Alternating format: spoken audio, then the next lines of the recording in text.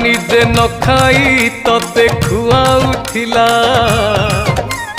ସେଇ ମା ପୁଣି ଉପାସେ ବାର ଦୁଆର ହେଲା ବୁଢ଼ୀ କାଳେ ମା ରହୁଛି ଏଠି ବୃଦ୍ଧାଶ୍ରମରେ ଧିକ ପୁଅ ତୋର ଜନମ ଚାଲୁ ସ୍ତ୍ରୀ କଥାରେ